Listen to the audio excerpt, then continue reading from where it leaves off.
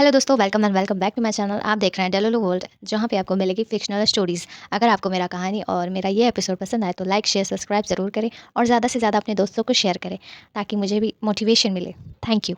अभी तक हमने पढ़ा कि राजवीर जी क्लब गए थे ड्रग्स के गैंग को खत्म करने के लिए, लेकिन उन्होंने नहीं पता था कि अचानक से अन सभी ड्रग्स डीलर का बॉस है जाएगा और हमला कर देगा। लेकिन वक्त रहते ही सियाकरण, वंश और ऋतिक ने मामले को संभाल लिया और ड्रग्स डीलिंग के सारे गैंग को खत्म कर दिया। अन लोगों से निपटने के बाद वो सब क्लब के बाहर आ जाते हैं। अब आगे क्लब से बाहर निकलने के बाद राजू जी के साथ सिया मेंशन चली आती है और वंश, ऋतिक और करण वहीं अनसरे आदमियों को निपटाने लगते हैं। मेंशन पहुंचने के बाद सिया और राजवीर जी अपने अपने कमरे में फ्रेश होने चले जाते हैं क्योंकि उन्हें थोड़ी सी थकान हो गई थी। फ्रेश होने के बाद वो सब डाइनिंग एरिया में आते हैं जहां पर उन्हें वंश दिखता है जो शायद उन्हीं का इंतजार कर रहा था। सिया राज एरिया में जाकर अपना डिनर करने लगते हैं। तभी राजवीर जी वंश से सवाल करते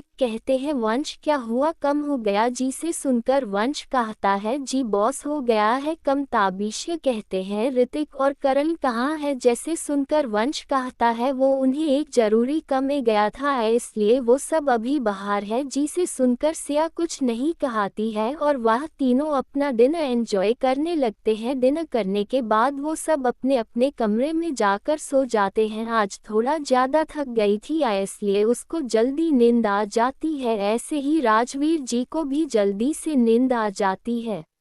ऐसे ही दिनने लगते हैं और वो दिन ए जाता है जहां पर सिया को और राजवीर जी को इंडिया जाना था। लेकिन सबसे बड़ा यह मसाला था कि राजवीर जी का बेटा अभी तक इटली नहीं आया था उनसे मिलने। लेकिन सिया ने राजवीर जी को समझा दिया था कि अभी फिलहाल वो सिया के साथ इंडिया चले और इंडिया जाने के बाद सबसे पहले वो अपने परिवार से मिलने के बाद वह अपने परिवार से माफ़ी मांगे और जब उनका परिवार में जाएगा तब वो अपने बेटे को वापस बुला लेंगे। जी से सुनकर आज भी हाँ में हिला देते हैं और वाहन से वो लोग इंडिया के लिए निकल पड़ते हैं। आज बहुत ज़्यादा खुश थी क्योंकि फाइनली उस अपने भाई से मिलने का मौका मिल गया था। लेकिन सबसे पहले उस राजवीर जी के साथ उनके घर जाना था और उनके परिवार वालों को मनाना था, इसलिए वह सबसे पहले राजवीर जी के घर जाने का डिसाइड करती है। तब वह अपने भाई से मिलेगी। सिया राजवीर जी के प्राइवेट जेट पे बैठकर इंडिया के लिए रवाना हो जाते हैं और उनके साथ साथ वंश, ऋतिक और करण भी थे। कुछ घंटे बाद सिया राजवीर जी के साथ साथ वंश, ऋतिक, करण भी इंडिया पहुंच जाते हैं और सिया वंश से कहती है, भाई तुम एक कम करो, तुम इस वक्त शिवांश भाई के पास जाओ और उन्हें बता दो कि हम गए हैं और आप वाहन पहुंचने के बाद मेरी भाई से बात करवाना।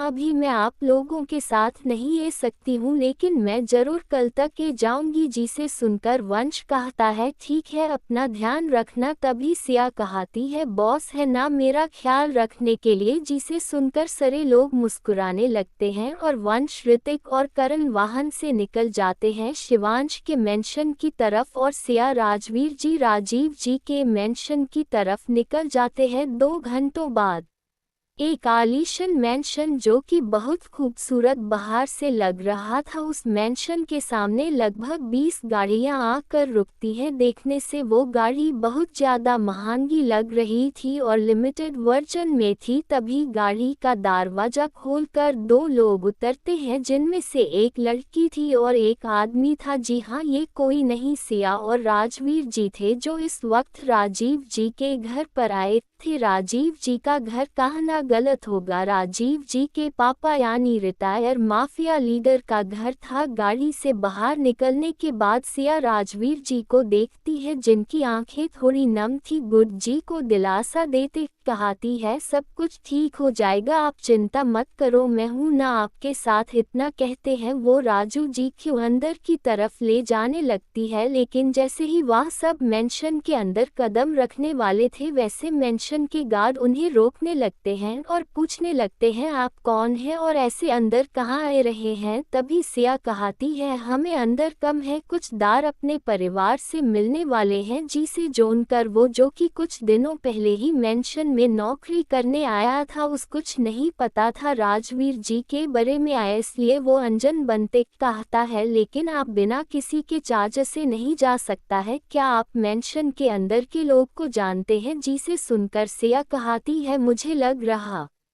है कि आप ये पे नया आया है, क्या आप अपने सीनियर को बुला सकते हैं, मुझे उनसे कुछ बात करनी है। जिसे सुनकर वाह कर जो अभी नया आया था वो कहता है ठीक है। इतना करके वो अपने सीनियर को फ़ोन करता है और सीनियर को बोलता है कि बॉस यहाँ पर कुछ लोग आए हैं जो आपको बुला रहे हैं और मेंशन के अंदर जाने की कोशिश कर रहे हैं। जिसे सुनकर वो सीनियर वाहन आने का कहकर फ़ोन कट कर देता है। कुछ देर बाद वह सीनियर के बाहर आता है और जैसे ही वह राजवीर जी को देखता है वो चौंक जाता है और वह कहता है बॉस आप यहाँ पर इतना क्या। वो अपना सिर झुकाते आता है मुझे माफ कर दीजिएगा बॉस, ये गार्ड नया आया है इसलिए आपको रोक दिए, हमें नहीं पता था कि आप आने वाला है। उनका आज भी कुछ नहीं बोल पता है, नहीं हिम्मत नहीं हो रही थी कि वो अपने घर में ऐसे जा, उन्होंने कुछ बोलने पर बनी नहीं रहा था। तभी सिया उनके बदला कहती है कोई बात नहीं। तभी वो सीनियर गार्ड उन दोनों को अंदर ले जाने लगता है। होगा वो गार्ड चौंक भी गया था और बहुत खुश भी था अपने बॉस को आने का देखकर। कुछ देर बाद राजवीर जी और सिया इस वक्त मेंशन के गेट के सामने खड़े थे और सिया राजवीर जी को ही देख रहे थे जिनकी हिम्मत नहीं हो रही थी मेंशन के अंदर जाने की। इसलिए वो राजू जी का हाथ पकड़ाते कहती है बॉस क्या हुआ आपको, आप ठीक हो ना, मैं हूँ आपके साथ। सिया की बात है सुनकर राजू जी होश में आते हैं जिसे अभी यादों के पहाड़ों ने चारों तरफ घेर लिया था और वो अपने आप को सबसे ज्यादा लाचार और सबसे ज्यादा दोषी आदमी समझ रहे थे। वो सिया को देखते कहता है क्या हाँ हाँ मैं ठीक हूँ। तभी सिया कहती है तो आप यहाँ पे इतने डर से खड़े क्यों हो, मैं आपको ही देख रही हूँ तब से, अंदर चलिए। जिसे सुनकर आज भी जी अपना सर हमें लेट और दोनों अंदर जाने लगते हैं। अंदर जाने के बाद सिया उस घर को देखती ही रह जाती है क्योंकि वह घर जितना बाहर से देखने में खूबसूरत था उतना ही ज्यादा आलीशान अंदर से था। उसके हर एक इंटीरियर हर फर्नीचर सब चीज में एक अलग ही रॉयल्टी दिख रही थी। तभी उसे सामने सोफे पर दो बुजुर्ग व्यक्ति दिखते हैं जो शायद आपस में कुछ बात कर रहे थे। उनकी उम्र करीब 55 की होगी। तभी वह राजवीर जी को देखते हैं हो गई थी जिसे वह समझ जाती है कि जरूर यह राजवीर जी के माता पिता होंगे। ऐसा समझते हैं वह राजवीर जी को बाहरी छोड़कर गोद अंदर चली जाती है क्योंकि उसे राजू जी के माता पिता से कुछ बातें करनी थी। सिया जल्दी से राजू जी के माता पिता के पास जाती है और दोनों के पाँव छू लेती है जिससे वह दोनों बुजुर्ग कपल्स चौंक जाते हैं क्योंकि सिया अचानक से उनके पास आ गई थी। तभी वह सब जब नीचे करते हैं तो उन्हें सिया दिखाई देती है जिसे देखकर वह लोग थोड़ा चौंक जाते हैं और सिया से सवाल करते हुए पूछते हैं बेटा कौन हो तुम, क्या तुम हमें जानती हो। जिसे सुनकर सिया मुस्कुराते हुए कहती है हाँ मैं आपको अच्छे तरीके से जानते हूँ, मैं जानती हूँ कि आप मुझे नहीं जानते हो लेकिन मैं आपको अच्छे तरीके से जानती हूँ। जिसे सुनकर वह दोनों बुजुर्ग कंफ्यूज होते हुए कहते हैं और उनमें से वह आदमी कहता है मतलब तुम कहना क्या चाहती हो और तुम यहाँ पर कैसे। जिसे सुनकर सिया राजवीर जी के तरफ इशारा करती है और वह दोनों बुजुर्ग जैसे ही राजवीर जी की तरफ देखते हैं वह चौंक जाते हैं कि आंखों से झरझर करके आंसू गिरने लगते हैं। वही राजवीर जी के आंखों से भी आंसुओं की धाराएं निकल रही थी। माफिया बहुत जो आज तक कभी नहीं रोया है आज अपने परिवार के लिए रो रहा था। इतने में ही सीढ़ियों से एक लड़की जिसकी उम्र करीब 17 की होगी वह सीढ़ियों से नीचे उतारते हुए कहती है मामा जल्दी करो आज आपने फिर देर कर दी, ब्रेकफास्ट जल्दी लगाओ आज मेरे असाइनमेंट में सबमिट करने हैं। वह इतना ही रहती है तभी उसे सिया दिखती है जिसे देखकर वह चौंक जाती है लेकिन जब वह अपने दादा दादी की तरफ देखती है जो कहीं और देख रहे थे और अपने दादा दादी के नजरों का पीछा करती है तब उसे राजवीर जी देखते हैं। किसी को देखकर वह थोड़ा कंफ्यूज कंफ्यूज हो जाती है। उसे कुछ समझ नहीं आ रहा था कि यह इंसान है कौन, जिसे देखकर उसके दादा दादी की आंखों से आंसू में निकल रहे हैं। उसे लड़की की आवाज़ सुनकर सब होश में आते हैं और राजवीर जी अपनी फूल सी बच्ची को देखने लगते हैं, जो अब इतनी बड़ी हो गई थी। जब उन्होंने अपने परिवार को छोड़ा था तो उनकी बच्ची बहुत छोटी थी, करीब 2 साल की थी, और आज सी हाउस लड़की को देखते हुए कहती है, क्या तुम्हारा नाम लावण्या है? जिसे सुनकर वह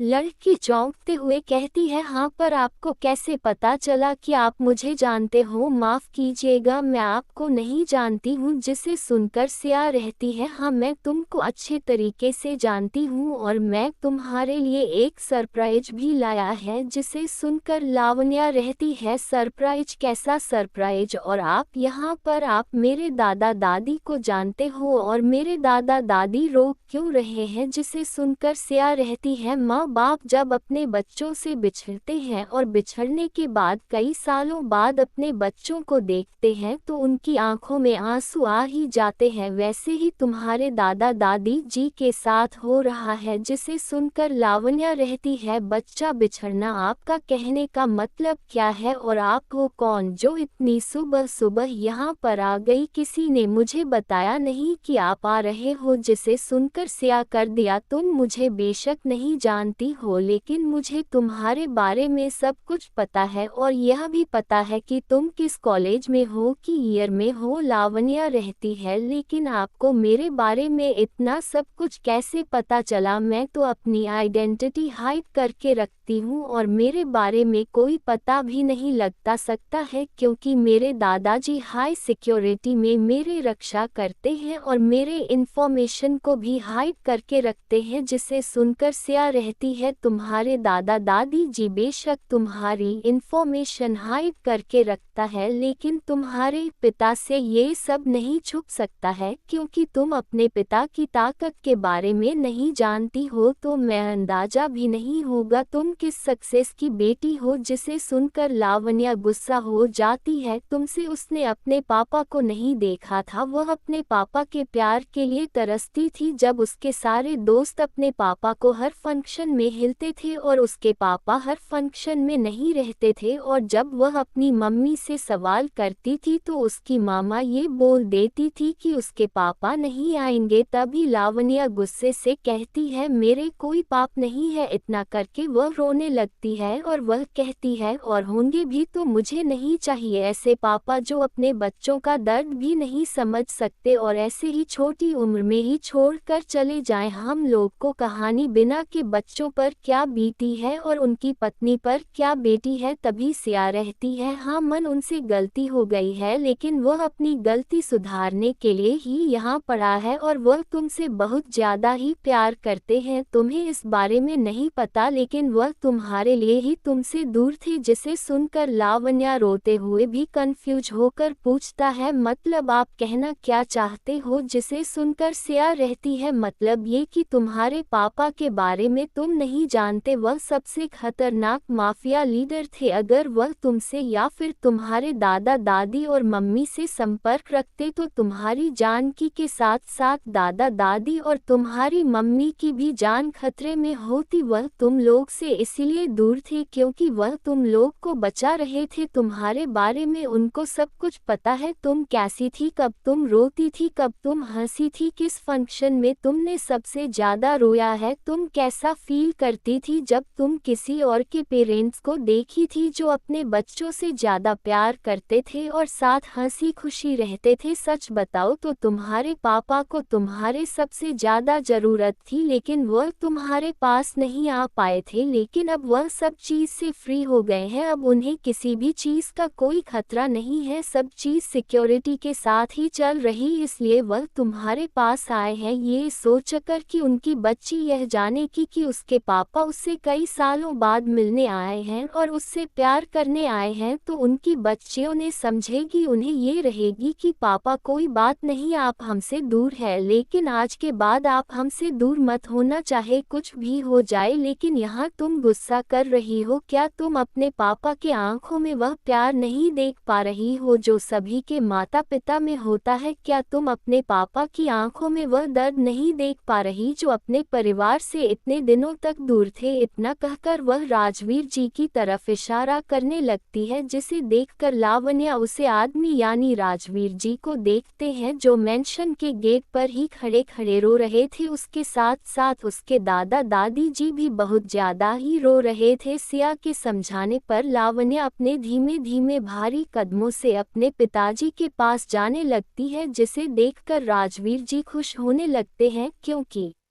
उन्हें यकीन नहीं हो रहा था कि उनकी बच्ची इतनी आसानी से मान जाएगी। और लावण्या जब राजवीर जी के कुछ ही कदम दूर थी तभी लावण्या जोर जोर से भागने लगती है और राजवीर जी के गले लगाते हुए कहती है, आप बहुत ज़्यादा गंदे हो, आप हमसे क्यों दूर है? आपको नहीं पता कि आपके बिना हमने कैसे जिंदगी काटी है? जिसे सुनकर राजवीर जी रोते हुए कहते हैं, मुझसे गलती हो गई है, लेकिन अब मैं वादा करता हूँ कि मैं तुम्हें और मेरे परिवार को कभी नहीं छोड़ कर जाऊंगा। लावण्या और राजवीर जी ऐसे ही रोते रोते एक दूसरे के गले लगे हुए थे। आज एक बाप को उसकी बेटी मिल गई थी। सिया उन दोनों को देखकर बहुत ज्यादा खुश हो रही थी। तभी वह राजवीर जी के माता पिता को देखते हैं जो वहीं खड़े थे और रो रहे थे अपने बच्चों को देखकर। तभी सिया उन दोनों को भी इशारा करती है राजवीर जी के पास जाने का, जिसे देखकर वह दोनों भी राजवीर जी के पास आने लगते हैं। जिसे देखकर राजवीर जी और लावण्या अपने हाथ फैला देते हैं और लोगों का ग्रुप हग हो जाता है। आज वह सबसे ज्यादा खुश थे, जिसे देखकर सिया सबसे ज्यादा खुश हो रही थी। वह सब ऐसे ही गले मिलकर एक दूसरे के दिल की बातें दिल से ही कर रहे थे उसे, पर सब कुछ शांत हो गया था। ना ही किसी का कोई आवाज आ रहा था, ना ही कुछ चीज का, बस देख तो रहे थे उनके जज्बात जो आंख के आंसू के जरिए बह रहे थे। सिया बहुत ज्यादा खुश थी, लेकिन अभी उसके सामने एक और चुनौती थी। राजवीर जी की बीवी, राजवीर जी की वाइफ बहुत ज्यादा ही अच्छी औरत थी, लेकिन जिद्दी भी राजवीर जितनी ही थी। राजवीर जी ने उनको छोड़ तो दिया था, लेकिन सिया ने जब उनके बारे में पता लगवाया तब ये पता चला कि आप राजवीर जी की बीवी राजवीर जी से बहुत ज्यादा नाराज है और अगर कभी भी वह अपने पति को देख ली तो राजवीर जी को कभी माफ नहीं कर पाएंगे। यही सोच कर दिया थोड़ा घबरा रही थी कि राजवीर जी की बीवी मानेगी कि नहीं मानेगी।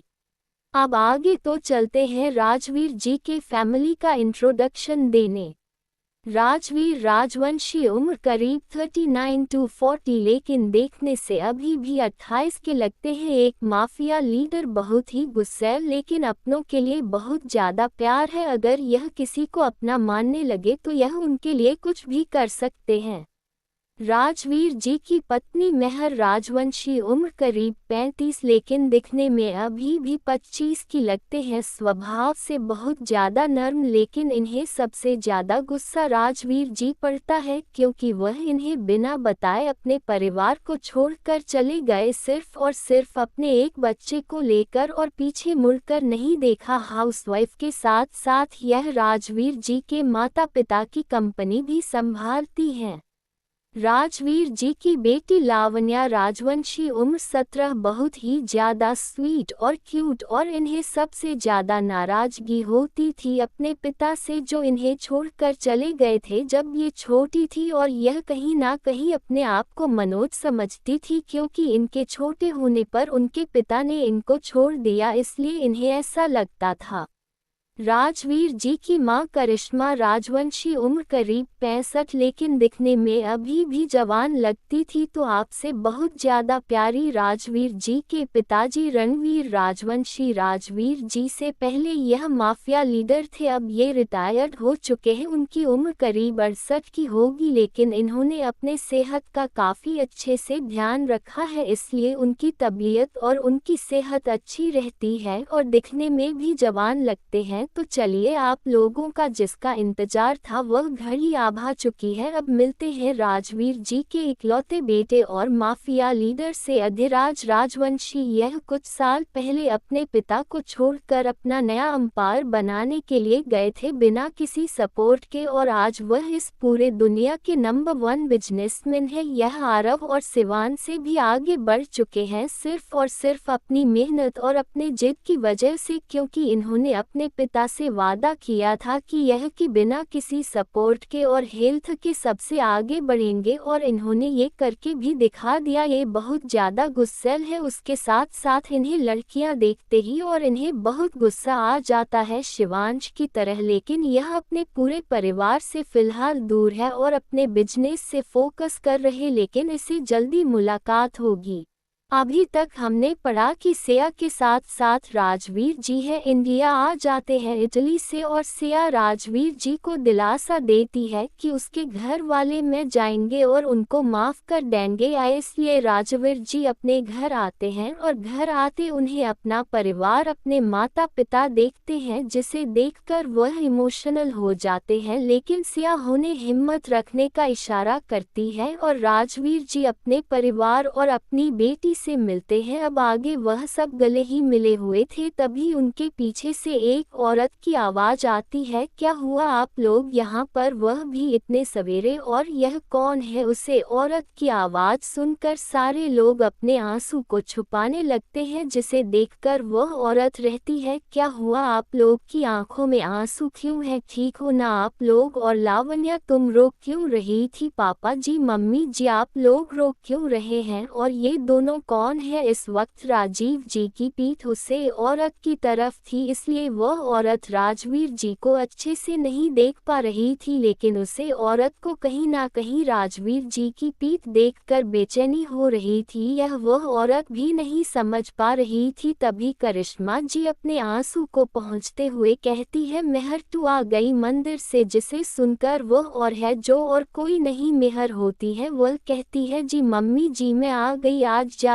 भीड़ नहीं थी इसलिए जल्दी ही आ गई। जिसे सुनकर कोई कुछ नहीं बोलना, सब शांत हो जाते हैं। तभी मेहर जी सिया से पूछता है, तुम कौन हो, आज से पहले तुम्हें हमने नहीं देखा, और यह आदमी कौन है। जिसे सुनकर रसिया कुछ बोलते ही वाली होती है, वैसे ही राजवीर जी पीछे मुड़ के अपना चेहरा मेहर जी को दिखाते हैं, और जैसे ही मेहर जी राजवीर जी को देखते हैं वह दम शांत हो जाती है। कुछ पलों तक हंस जाता है, कोई कुछ उसे वक्त नहीं बोल रहा था, बस खामोशी थी और बहुत ज्यादा दर्द। मेहर जी बोल तो नहीं कुछ रही थी, लेकिन उनकी आंखों से झरझर करके आंसू गिर रहे थे, जिसे देखकर सिया और राजवीर जी को बहुत दुख होता है। तभी उन लोगों के कानों में मेहर जी की आवाज आती है, जो कह रही थी, नहीं यह नहीं हो सकता है, आप तो यहाँ से चले गए थे, फिर आप क्यों आए हैं यहाँ पर, हमारी जिंदगी अच्छे से चल रही है, आपकी हमें कोई जरूरत नहीं। इतना करके वह किसी का कुछ भी नहीं सुनती है और अपने कमरे की तरफ रोते हुए चली जाती है, जिसे देखकर राजवीर जी का मन उदास हो जाता है। लेकिन सिया उनके कंधे पर हाथ रखते हुए कहती है, मुझे पता है कि आपको बहुत ज्यादा बुरा लग रहा है, लेकिन आप खुद सोचिए उनका कितना बुरा लग रहा होगा, आप उनकी जगह रहकर देखिए, वह अभी बहुत ज्यादा दर्द में है, आपको उनकी तकलीफ का पता भी नहीं है, इसलिए मैं आपसे कह रही हूँ कि आप इससे ज़्यादा देर हो जाए आप उन्हें मना लीजिए, और हाँ, हम और आपका पूरा परिवार आपको और आपकी पत्नी को साथ में देखना चाहते हैं, बॉस चाहिए जल्दी, नहीं तो देर हो जाएगी। इतना कहकर वह मुस्कुराने लगती है और राजवीर जी अपने पूरे परिवार को देखते हैं और सब उनको जाने का इशारा करता है, जिसे देखकर राजवीर जी मेहर जी के कमरे में जाते हैं। कमरे के बाहर आने के बाद राजवीर जी को हिम्मत नहीं हो रही थी, लेकिन सिया के कहने पर वह अंदर जा रहे थे। सिया के कहने पर उन्हें हिम्मत मिल रही थी, बहुत ज्यादा हिम्मत करके अपने भारी भारी कदमों से कमरे का दरवाजा खोलते हैं। ना बहुत ज्यादा खूबसूरत है, चारों तरफ हल्की हल्की रोशनी बची हुई थी और खिड़कियों से सूरज की रोशनी कमरे में आ रही थी और उसे कमरे को और लुभावना बना रही थी। कमरे के बाहर बालकनी में बहुत ज्यादा रो रही थी, क्योंकि उन्हें आज राजवीर जी के आने का कोई अंदाजा नहीं था। जब से राजवीर जी उन्हें छोड़कर गए थे, एक बार भी उन्होंने पीछे मुड़कर अपनी पत्नी, अपनी बच्ची, अपने पिता, अपनी माता को नहीं देखा था, जिसके वजह से मेहर की बहुत ज़्यादा गुस्से में थी और बहुत ज़्यादा दर्द में भी थी। उन्हें सबसे ज़्यादा अपने आप पर गुस्सा आता था कि वह क्यों ऐसी लाचारी बन के रहे हैं, लेकिन वह इस मामले में कुछ नहीं कर सकती थी। तभी उनके कंधे पर अचानक से किसी ने हाथ रख यह एहसास मेहर जी आज तक नहीं भूली थी। आखिर कैसे बोलते कैसे भी थे, उनके पति थे। तभी मैं जी के कानों में एक आवाज़ आती है जो उनसे कह रही थी, मुझे माफ़ कर देना मेहर, मैंने अपने जिद के कारण तुम्हें और अपने पूरे परिवार को बहुत दुख पहुंचा है। लेकिन जब मुझे ये रियलाइज हुआ कि मैं बहुत गलत कर रहा हूँ तुम लोग के साथ, तो मैं चाह कर भी तुम लोग के पास नहीं आ सकता था, क्योंकि मेरे दुश्मनों को तुम्हारे बारे में और मेरे परिवार के बारे में अगर पता चल जाता तो तुम लोग खतरे में आ जाते। इसलिए मैंने बहुत इंतज़ार किया तुम लोगों का, और जब मेरा सारा काम खत्म हो गया तो मैं तुम्हारे पास आ गया। सच कहूँ तो मेरी हिम्मत नहीं हो रही थी तुम्हारे पास आने की, लेकिन मेरी बच्ची सिया, उसने मुझे हिम्मत दी और बोला कि आपकी पत्नी और आपके परिवार आपसे बहुत ज़्यादा प्यार करते हैं, इसलिए वह आपको माफ़ कर देंगे। यही सोचकर मैं तुम्हारे पास और अपने परिवार के पास वापस आ गया। अगर तुम नहीं चाहती कि मैं तुम लोगों के साथ रहूं तो मैं यहाँ से बहुत दूर चला जाऊंगा, लेकिन बस एक बार मुझे माफ़ कर दो कि मुझे कोई आगे चलकर पछतावा ना हो कि मैं अपने परिवार के साथ बहुत ज़्यादा गलती कर दी और मेरे परिवार ने मुझे माफ़ भी नहीं किया। मैं जी इस वक्त कुछ नहीं बोल रही थी, बस सुन रही थी। उनका दिल में हजार सुई एक साथ जाकर छुप रही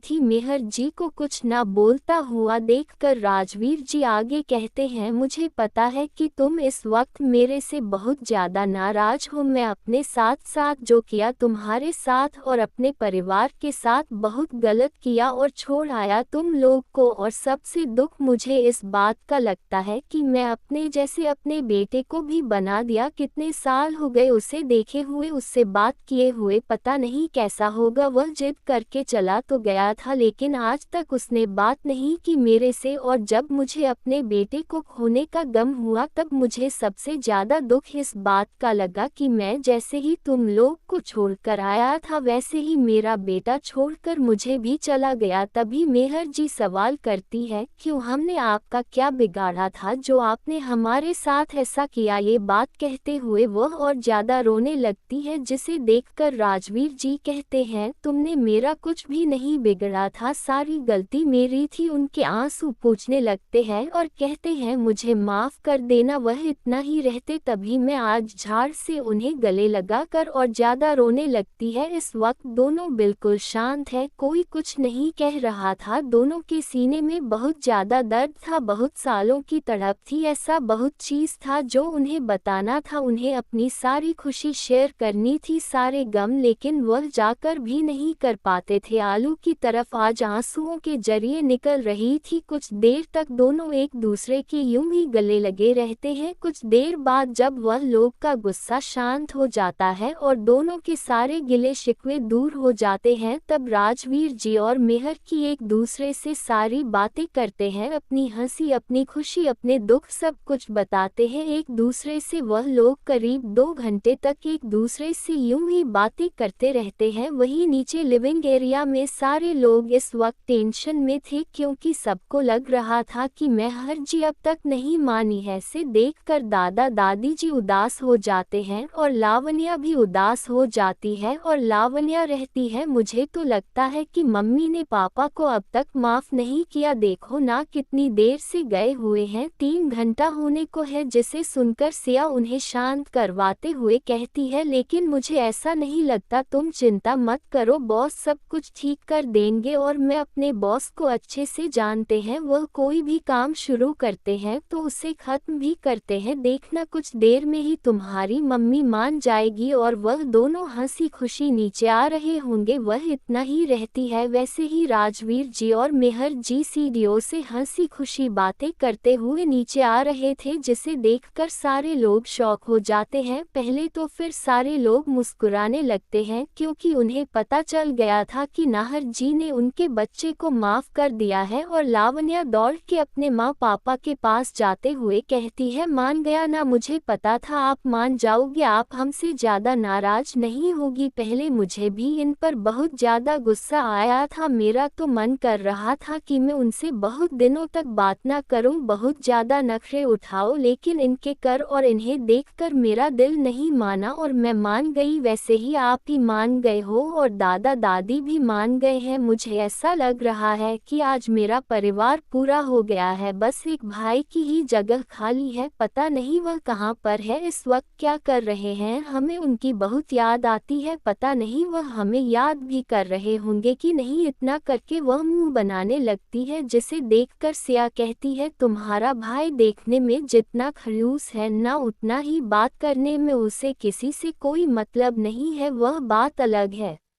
मैं तुम्हारे भाई को देख ही नहीं हूँ, बट उसकी सारी जानकारी हमारे बॉस के पास रहती है, जिससे मुझे भी उसके बारे में पता चल दिया है। तभी मेहर जी कहती है, राजवीर मेरे बच्चा कहाँ है, मुझे मेरे बच्चा को देखना है, कितने साल हो गया वह मुझसे दूर है। जिसे सुनकर राजवीर उदास होते हुए कहते हैं, तुम्हें मैंने बताया था ना कि वह भी हमसे दूर है, लेकिन वह जल्दी हमारे पास आएगा, उसका टारगेट खत्म हो गया है, वह जल्दी हमारे पास आएगा। तभी दादा दादी की आवाज आती है, जो उनसे कह रहे थे, तुम लोग अपनी फैमिली पूरी करने में हमें तो भूल ही गए। इतना कहकर दोनों बूढ़ा सा मुंह बना लेता है, जिसे सुनकर लावण्या दोनों को अपने पास लेट हुए कहती है, को हमारी फैमिली हो गई कंप्लीट। और वह पांचों लोग एक ग्रुप हग करते हैं, जिसे देखकर सिया को बहुत ज्यादा अच्छा लगता है और वह राजवीर जी के लिए बहुत ज्यादा खुश थी। राजू जी अपने फैमिली को गले लगाते हुए सिया को देखते हुए कहते हैं, तुमने जो कहा था वह पूरा हो रहा है,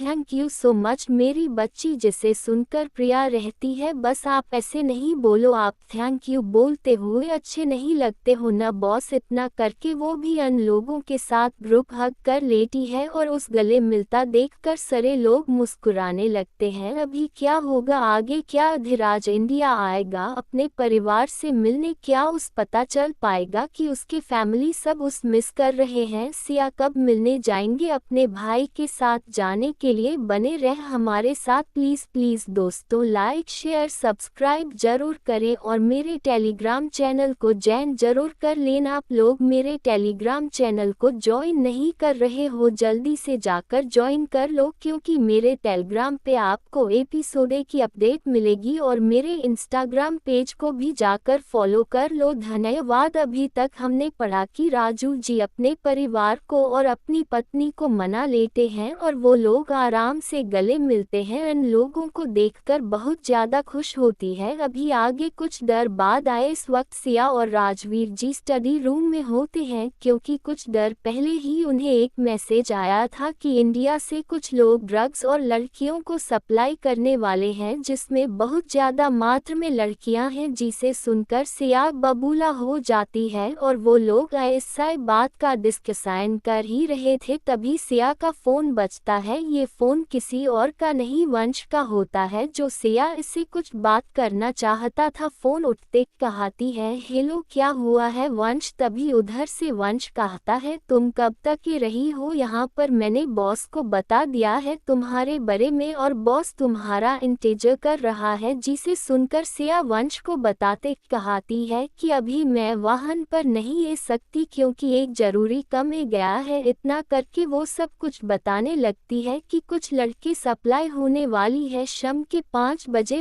जिसे सुनकर वंश घबरा जाता है, क्योंकि उस अच्छे से पता था कि सिया इतने गुस्से में है कि वो वाहन से तुरंत चल जाएगी इन लोगों को पकड़ाने के लिए। लेकिन वंश सिया से कहता है, देखो सिया तुम कोई भी गलत कदम हड़बड़ी में मत उठना, कुछ देर में वाहन पर फिर हम लोग साथ में जाएंगे। जिसे सुनकर सिया कहती है, लेकिन हमारे पास समय बहुत कम है, हमें जल्द से जल्द कुछ तो कुछ करना ही होगा और मैं यहाँ पे हाथ नहीं रखे बैठ सकती हूँ, मुझे कुछ ना कुछ करना ही होगा। तभी वंश कहता है, बॉस को फोन दो। जिसे सुन बोस ये बॉस को फोन दे देती है। तभी राजवीर जी कहते हैं, हाँ वंश। जी से सुनकर वंश का आता है, बॉस हम लोग वाहन पर रहे हैं आपके ध्यान में रखो कि सीएम वाहन से कहीं जाने नहीं चाहिए क्योंकि सी आपने आपकी जान खतरे में कर रही है। यह इटली नहीं हो रहा है, ये इंडिया है, यहाँ पर कुछ भी हो सकता है। जिसे सुनकर वंश को समझाते राजवीर जी कहते हैं, हाँ मैं जानता हूँ और मैं इस भेज नहीं रहा हूँ अकेले, इसके साथ मेरे आदमी भी जाएंगे और मैं भी जाऊंगा। तब ऐसा ही कहती है, लेकिन बॉस जी से सुनकर बॉस कहते हैं, दिया मैं नहीं चाहता कि तुम्हारी जान किसी भी हालात में खतरे में हो और मुझे सब कुछ यहाँ के बारे में पता है कि कब क्या होता है। तुम अकेले इन सब का सामना नहीं कर पाओगे। तभी उधर से वंश की आवाज आती है, हाँ सियाए अकेले नहीं संभला कर पाएगी। तब ऐसाई गुस्से से कहती है, मैं कर लूंगी, आप लोग इतना कमजोर मत समझो हमें। आपको याद है ना कि मैंने कैसे रखा और उसके सारे आदमियों को खत्म कर दिया था। जिसे सुनकर बॉस कहते हैं, हाँ हमें पता है, लेकिन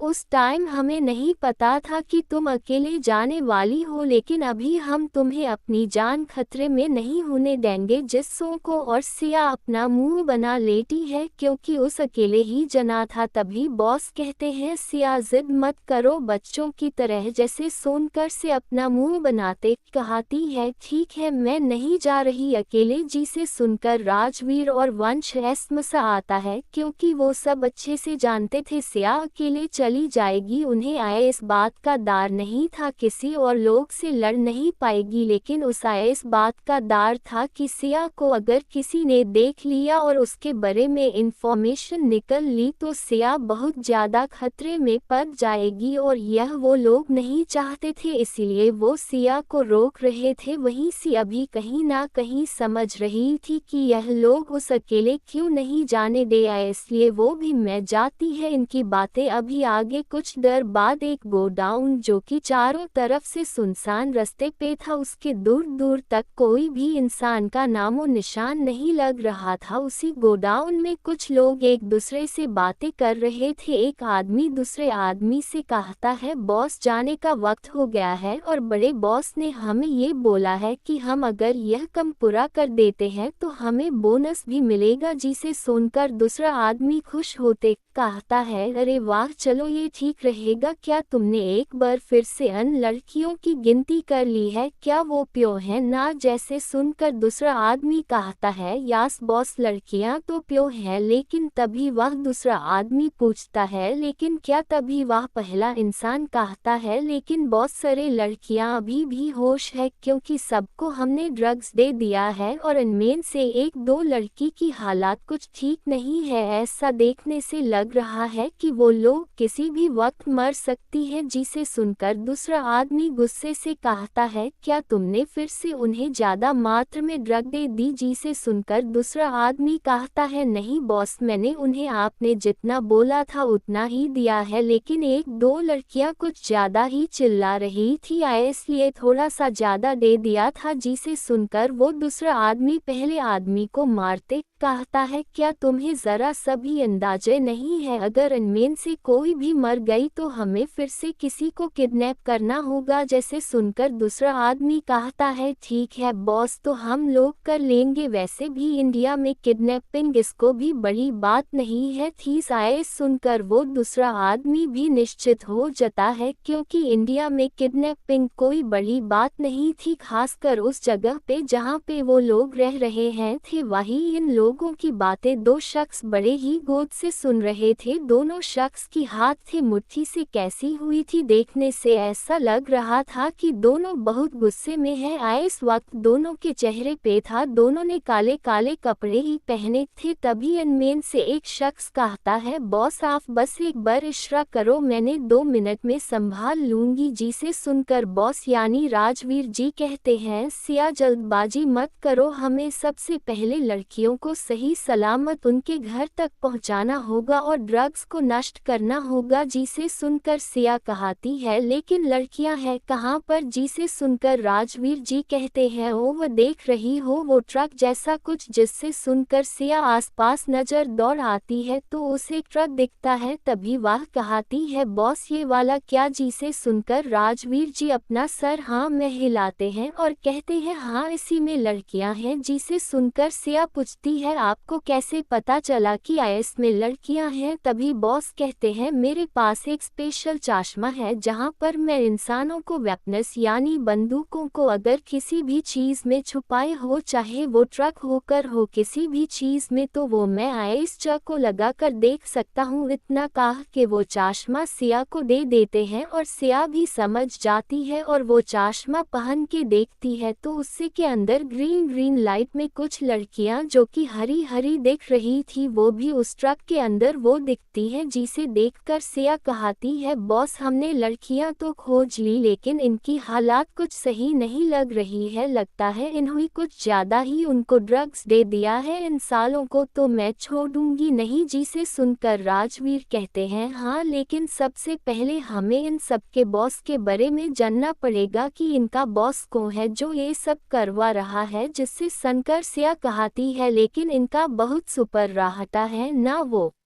थोड़ी आएगा यहाँ पर। जिस सुनकर राजवीर जी कहते हैं नहीं इस बार हमें खबर मिली है कि इस बार इनका बॉस यहाँ पर आएगा क्योंकि यह डील बहुत ज़्यादा बड़ी है और अगर यह डील पूरी हो गई तो इनका बॉस प्यो इंडिया में अपनी पकड़ और वो पावर में ए जाएगा क्योंकि इन सब चीज़ों के लिए उस बहुत ज़्यादा पैसे मिलने वाले हैं। वो लोग इतना ही बात कर रहे होते हैं तभी वो गोद डांस के अंदर कई सारे गार्ड्स की एंट्री होती है। वो गार्ड्स के बीच में एक स्टफ जिसने मास्क लगाया था वो ए रहा था, देखने से ही वह कमीना लग रहा था। उस इंसान को देखकर सिया और राजवीर समझ जाते हैं कि यही वो इंसान है और यही वो इंसाफ का बॉस है जो ये सब करवा रहा है। जिससे सिया की हाथ की मोतियां और कस जाती है और वह गुस्से से उस इंसान को देखने लगती है जो कि गो डाउन के अंदर आकर एक चेयर पेशन से बैठ जाता है। तभी वही दोनों आदमी जो कुछ डर पहले एक दूसरे से बात कर रहे थे वो उस आदमी के पास आते कहते हैं बॉस आप यहाँ पर, वो भी अचानक। जिसे सुनकर वह बॉस कहता है तो क्या मैं यहाँ पे नहीं आ सकता हूँ और मुझे यहाँ पर खबर मिली है कि तुम दोनों कुछ गड़बड़ी कर रहे हो। जिसे सुनकर वो दोनों आदमी घबरा जाते हैं और कहते हैं नहीं बॉस हम लोग कोई गड़बड़ी नहीं करें, आप चाहे तो देख सकते हैं ये सब। वो दोनों बहुत ज़्यादा घबराती हुई कहते हैं जिससे उसका बॉस नोटिस कर लेता है। उस वक्त तो वो कुछ नहीं कहता है लेकिन वो अपने आदमी को इशारा करता है कि देखकर आओ सब कुछ ठीक है कि नहीं। तभी उसके आदमी लड़कियां और ड्रग्स देखने चल जाते हैं। कुछ देर बाद उस मास्क वाले आदमी के सारे गार्ड्स सारी चेकिंग करके उस मास्क वाले आदमी के पास आते कहते हैं बॉस ड्रग सही सलामत है और आपने जितने गए थे हमने सारे गिन लिए हैं, वाह प्यो है, कोई भी छेड़खानी उसमें नहीं की गई है। लेकिन लड़कियां, जिसे सुनकर बॉस की हाथों की मुट्ठी का जाती और वो कहते हैं वो लड़कियां क्या। जैसे सुनकर वो गार्ड्स कहते हैं बॉस लेकिन वो लड़कियां अच्छी हालात में नहीं लग रही है, मतलब एक दो लड़की कुछ ज्यादा ही ड्रग्स के नशे में है। देखने से ऐसा लग रहा है कि अन लोगों को ज्यादा मात्रा में ड्रग्स दे दिया गया है। जिस जोन कर उसका बॉस गुस्से से अन दोनों आदमी को देखने लगता है और अन दोनों आदमी डरते वो अपने बॉस के कदमों में झुकाते कहते हैं बहुत समय माफ कर दीजिए, हमने ये जनुज के नहीं किया। कुछ लड़कियां कुछ ज्यादा ही चिल्ला रही थी और लड़ने की कोशिश कर रही थी, इसलिए हमने थोड़ा सा ज्यादा और ड्रग्स की मात्रा उन्हें दे दी। उनका बॉस फिलहाल कुछ नहीं बोलता है और वह अपने आदमियों को इशारा करता है जैसे समझकर और उसके आदमी अन दोनों आदमी को कहीं ले जाने लगते हैं। वो दोनों आदमी चिल्ला रहे थे, चीख रहे थे लेकिन ना इनको बॉस को कोई फर्क पड़ रहा था ना इन गार्ड्स को। वही ये सब मंजर और राजवीर जी भी देख रहे थे। तभी सिया कहती है बॉस हम लोग अभी किस बात का इंतजार कर रहा है, हमें तो अभी इसका बॉस भी मिल गया है, आप बस मुझे इशारा कर दो। तभी राजवीर जी कहते हैं रुको वंश ऋतिक को आने दो, तुम बहुत ज्यादा जल्दबाजी करती हो, इतनी हड़बड़ी में कोई भी कम नहीं करना चाहिए और ये लोग थोड़ी ना अभी भागे जा रहे हैं, बस थोड़ी डर इंतजार कर लो, अगर हम लोग अभी जाएंगे तो तुम्हें और हमें दोनों को खतरा होगा। जिसे सुनकर सर है, लेकिन बॉस हमारे आदमी तो बाहर खड़े हैं ना। जिससे सुनकर राजवीर जी कहते हैं हाँ हमारे आदमी बाहर हैं, लेकिन वो सब फिलहाल चुप कर बैठे हैं, मैं उन्हें इशारा करूंगा तब वो सब ए जाएंगे, लेकिन थोड़ी डर इंतजार और करो, मैं कुछ और देखना चाहता हूँ। जिस सुनकर दिया कंफ्यूज हो जाती है और कहती है आप क्या देखना चाहते हो। जिसे सुनकर राजवीर जी कहते हैं उनके बॉस का मस्क के पीछे का चेहरा, उस आदमी का चेहरा देखना है मुझे, आखिर वह इंसान है कौन, क्योंकि इसका चेहरा मुझे जना पहचाना लग रहा है। तब सिया समझ जाती है कि उसके बॉस उस आदमी का चेहरा देखना चाहते हैं, लेकिन सिया कहती है लेकिन आप तो हम लोग जब नीचे लड़ाई करने जाएंगे और फाइट करेंगे तो उस आदमी का चेहरा तो हमें देख ही जाएगा ना। जिससे सुनकर आज भी जी कहते हैं नाइस यार, तुम जितने इन चीजों को आसान समझ रहे हो उतने आसान चीज नहीं है ये। तुम्हें क्या लगता है कि यह इतनी आसानी से यहाँ पर आ गए हैं और यहाँ पे कुछ भी सिक्योरिटी और कुछ भी नहीं है, तुम जैसे समझ रही हो वो सब गलत है। तुम पहले आसपास देखो ध्यान से। गोद से सुनकर आसपास देखने लगती है, फिर भी उससे कुछ समझ नहीं आ रहा था,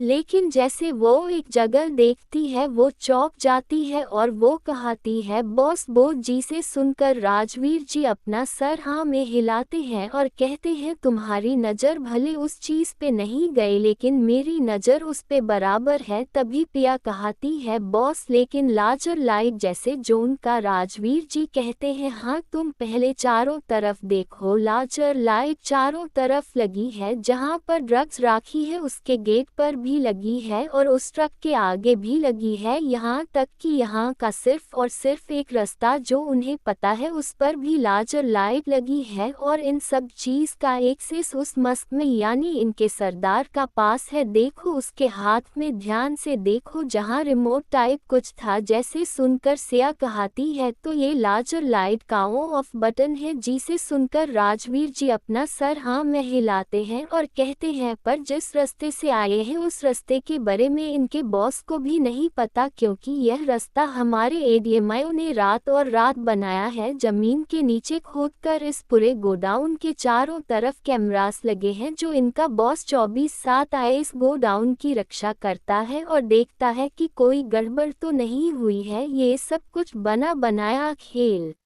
है, इसीलिए मैं तुमसे कहता हूँ कि जल्दबाजी नहीं करना चाहिए। तभी सिया कहते हैं लेकिन वंश ऐसा क्या ला रहा है जिसका आप इंतजार कर रहे हो। जिसे सुनकर राजू जी कहते हैं वंश के पास वो मशीन है जिससे हम लाजर लाइट को काट सकते हैं, वो बहुत ज़्यादा हाई एडवांस टेक्नोलॉजी है, इसीलिए मैं उसका इंतजार कर रहा हूँ और तुम्हें नए जाने दे रहा हूँ, क्योंकि अगर तुम यहाँ से ज़रा भी हिलोगी तो तुम भस्म हो जाओगे लाजर लाइट की वजह से। जिसे सुनकर सी अच्छे से समझ जाती है और वो कहती है ठीक है तो हम लोग इंतजार करते हैं। दोनों इंतजार करने लगते हैं। वंश का वहाँ नीचे की तरफ वह मस्क में अपने आदमियों से सारे लड़कियों को यहाँ लाने के लिए कहता है, क्योंकि गोडाउन के बाहर एक बहुत बड़ा ट्रक गया था जिसमें लड़कियाँ ड्रग्स दोनों साथ में जाने वाले थे, इसलिए उसका बॉस लड़कियों को बाहर निकालने के लिए बोल रहा था। कुछ देर बाद कुछ लड़कियों को गार्ड्स एक एक करके निकल रहे थे। वो लड़कियां देखने से ऐसा लग रहा था कि नशे में चोर हैं और वो जिस लड़कियों को ट्रक की तरफ ले जाने लगते हैं, लेकिन इनमें से एक लड़की जो काफी हद तक होश में थी वो नशे में होने का नाटक करती है और जैसे ही उसका सरदार मिलता है वह सोचाती है कि अगर वह सरदार के ऊपर गन पॉइंट कर दे तो सारे लोग उन्हें जाने देंगे। यही सोचकर वो लड़की हिम्मत करके वो मस्क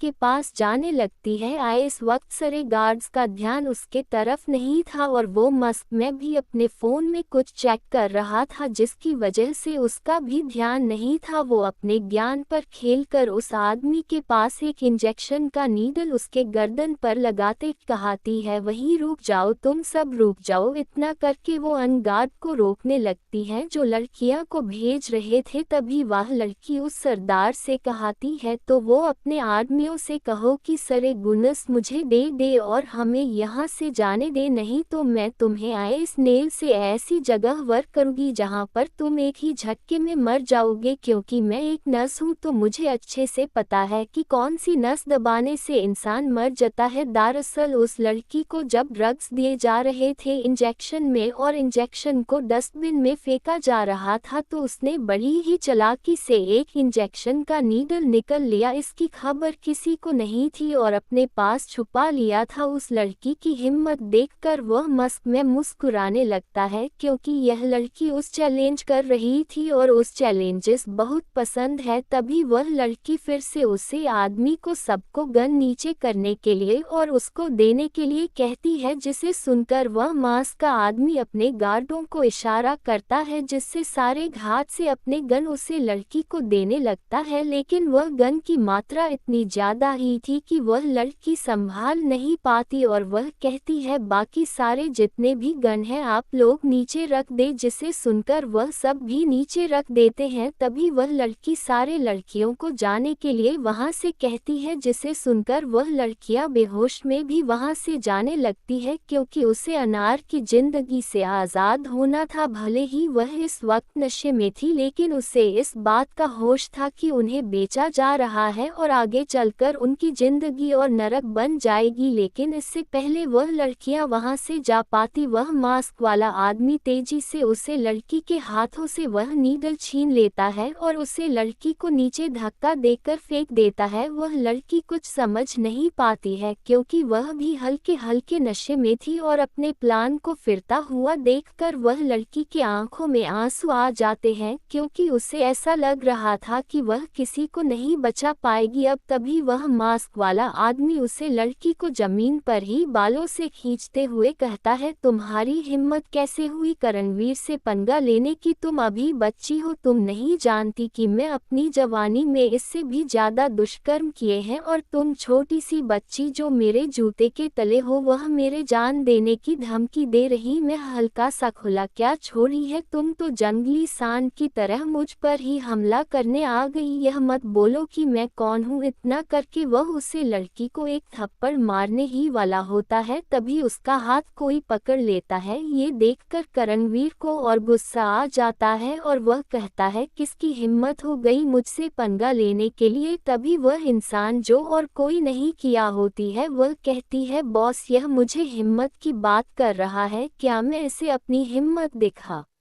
दो? इतना करके वह मुस्कुराने लगती है और करणवीर भी उसे लड़की को देखकर सच में पड़ जाता है क्योंकि उसे लड़की यानी सिया के चेहरे पर मास्क लगा हुआ था और उसकी आंखों में ख्वाब का नाम वह निशान नहीं था, उल्टा उसकी आंखों में एक अलग सी ज्वाला दिख रही थी जो पूरी दुनिया को भी खत्म कर सकती थी। तभी करणवीर सिया से पूछता है, ये लड़की तुम कौन और तुम्हें जरा सा भी अंदाजा है कि तुम किसी से पंगा लेने की कोशिश कर रही हो? तुम जानती नहीं कि मैं कौन हूँ? इतना कहकर वह इंसान वीर सिया को दूसरे हाथ से एक मुक्का झड़ने वाला ही होता है। तभी सिया करणवीर के दूसरे हाथ को भी अपनी मजबूत हाथों से पकड़ लेती है और कहती है, ये बात तो तुम्हें नहीं पता कि मैं कौन हूँ और मेरे बॉस कौन है क्यों? बस इतना। आगे वह राजवीर जी को देखने लगते हैं जो बाकी सारे आदमियों को मार रहे थे और राजवीर जी के साथ साथ वंश, कारण और ऋतिक भी थे क्योंकि कुछ देर पहले ही वंश आ गया था और वहां की लेजर लाइट वह सब हटने लगे थे। लेकिन सिया जैसे ही दिखती है कि वह इंसान यानी करणवीर उसे लड़की को थप्पड़ मारने वाला होता है वैसे उसकी सब्र नहीं होता, उसके सब्र का बाल टूट जाता है और वह बिना किसी से कहे नीचे उतर कर पकड़ लेती है। तभी सिया कहती है, तुम जो कोई भी हो लेकिन तुमने ये सब कम करके अच्छा नहीं किया और इसकी सजा तुम्हें मैं भयानक दूंगी और तुम मौत के लिए तरसोगे फिर भी तुम्हें मौत नहीं मिलेगी। इतना करके वो करणवीर को मरने लगती है। पहले तो करणवीर जी कुछ नहीं कर पाते लेकिन वह भी अपना हाथ चलाते सिया को भी एक दो पंच दे देते हैं जिससे सिया के होठों से खून निकलने लगता है और सिया गंदी हंसी हंसते अपने खून को पूछते कहती है, हो मुझे सबसे ज्यादा किस में मजा आता है जब मेरा दुश्मन बराबरी का हो और मेरे टक्कर का हो, इतना कहा कि वो तेजी और दुगनी मजबूती से करणवीर को मरने लगती है। वहीं राजवीर जी के साथ साथ वंश, करण और ऋतिक ने करणवीर के सारे आदमियों को ठिकाने लगा दिया था और वो सब आराम से चेयर पे बैठ के एशिया को देख रही थी, जो बहुत ज्यादा गुस्से से करणवीर जी को मार रही थी। तभी करण कुछ सोचता है और सिया की वीडियो बनाने लगता है, क्योंकि इस वक्त ये खूंखार शेरनी से कम नहीं लग रही थी। देखने से ऐसा लग रहा था कि उसके सिर पे भूत सवार हो गया है और उसने कली जी का अवतार ले लिया है और पीछे से बैकग्राउंड म्यूजिक भी बज रहा था। जय मां काली,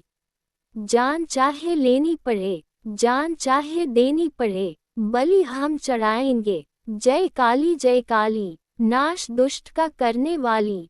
जय काली, जय काली, नाश दुष्ट का करने वाली।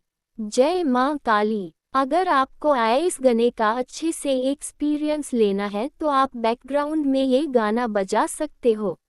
सिया ने उसे इंसान यानी कर्मवीर को मारते मारते अधमरा कर दिया था। उसके पूरे चेहरे, उसके पूरे कपड़े पर खून ही खून लगा हुआ था, जिसे देखकर आसपास की सारी लड़कियां, जो कि अभी हल्के ही नशे में थी लेकिन उन्होंने सब कुछ समझ में आ रहा था, वह थोड़ी घबरा जाती है। लेकिन वह लड़की जिसने कर्मवीर पर नीडल दागी थी, वह देखकर बहुत ज्यादा खुश हो रही थी। इन सभी चीजों को आखिर अगर यह यानी सिया नहीं रहती तो उनका क्या होता, उनकी जिंदगी और बर्बाद हो जाते। इसलिए वह खुश हो रही थी और खुशी के मारे वह ताली बजाते हुए कहती है, दीदी मारो इसे, इसे और मारो, बड़ा नहीं हो जाता तब तक इस मारते रहो, क्योंकि से जीने का कोई हक नहीं है। उसे लड़की को ऐसे करते हुए देखकर बाकी सेट सारी लड़कियां भी यही सब बोलने लगती है, महाराज को दीदी इसे जान से मार दो, इसे छोड़ो मत, पता नहीं इसकी कितनी लड़कियों की जिंदगी बर्बाद की होगी। सुनकर सिया को और जोश ए जाता है और वो जोरों से करणवीर को मरने लगती है। इस वक्त करणवीर मरने की क्या बात पे गया था, लेकिन राजवीर जी इस रोकते कहते हैं, रुक जाओ, कितना मरोगे, अभी हमारी बारी भी है। जिसे सुनकर सिया कहती है, बॉस प्लीज आज के लिए मुझे यह इंसान दे दो, मैसेज अंडा नहीं छोड़ूंगी। इसकी हिम्मत कैसे हुई ये सब करने की, यह हर लड़की को कमजोर समझता था। मैं इस अच्छे से बताना चाहती हूँ कि लड़कियाँ कमजोर नहीं होती है। तभी करणवीर अपनी टूटी फूटी आवाज में कहता है, तुम कौन हो, मैं तुम्हें नहीं जानता हूँ, लेकिन मुझे छोड़ दो प्लीज, मैं तुमसे वादा करता हूँ आज के बाद मैं ऐसा कम कभी नहीं करूँगा। जिसे सुनकर सिया वो लड़कियों के देखने लगती है जो इस वक्त नशे में भी उसी की तरफ देख रही थी और ISS में थी कि उन्हें न्याय मिलेगा। ताबिश करणवीर से कहती है, मैं तुम्हें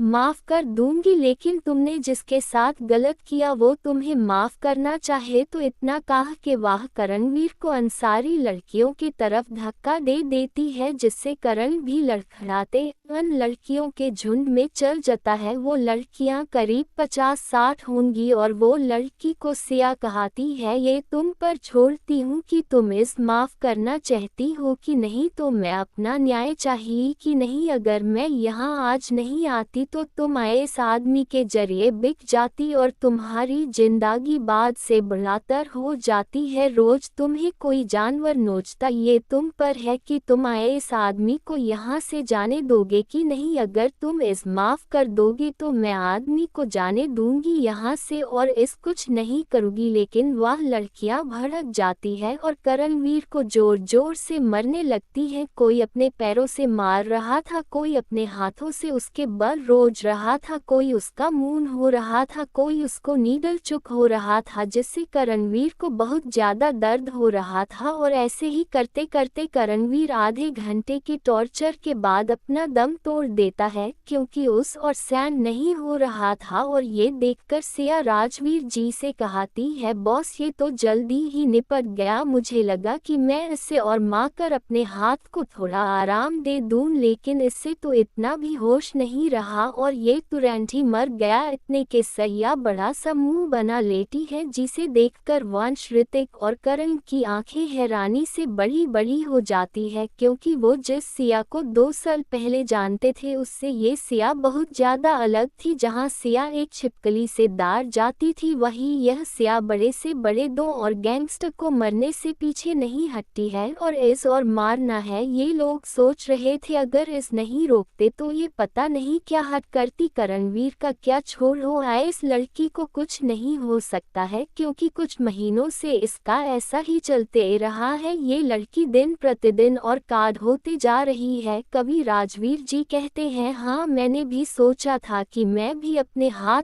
थोड़े से साफ कर लूंगा, लेकिन अभी क्या कर सकते हैं। इतना करके वो वंश को अन आदमियों और करणवीर को ठिकाना लगाने के लिए कहता है और करण ऋतिक से कहता है, तो मैं लड़कियों को उनके घर तक सही सलामत पहुंचा दो और इन लोगों को कुछ पैसे भी दे देना। जिसे सुनकर करण और ऋतिक अपना सर हाँ में हिलाकर वाहन से अन लड़कियों के लिए जाते हैं। वंश और राजवीर जी के गार्ड्स और आदमियों के साथ साथ करणवीर को ठिकाने लगा रहे थे। अन लोगों के वाहन से जाने के बाद सिया राजवीर जी से कहती है, बॉस बाकी सब तो ठीक है, लेकिन हम इन ड्रग्स को जलाएंगे कैसे, क्योंकि आसपास के चारों तरफ धुआं हो जाएगा। जिसे सुनकर राजवीर जी मुस्कुराते कहते हैं, मेरे पास इसके लिए बहुत अच्छा प्लान है और किसी को शक भी नहीं होगा। इतना गा के वो हंसने लगता है, जैसे देखकर सिया भी समझ आती है कि उनके बॉस के दिमाग में कुछ ना कुछ तीगम चल रहा है। कुछ देर बाद सिया और राजवीर जी अपने दोनों आंखों में चश्मा पहनकर स्टाइल से उस गोडाउन के बाहर निकलते हैं और जैसे ही वह सब गोडाउन के बाहर निकलते हैं वैसे उस गोडाउन के चारों तरफ आग लग जाती है। जिसे देखकर सिया मुस्कुराने लगती है और वो सब स्टाइल से चलकर अपने गाड़ी के पास से जाते हैं और गाड़ी में बैठ के वाहन से चल जाते हैं। वह सीन एक फिल्मी सीन के जैसा लग रहा था। अभी क्या होगा आगे जाने के लिए बने रहे हमारे साथ। धन्यवाद।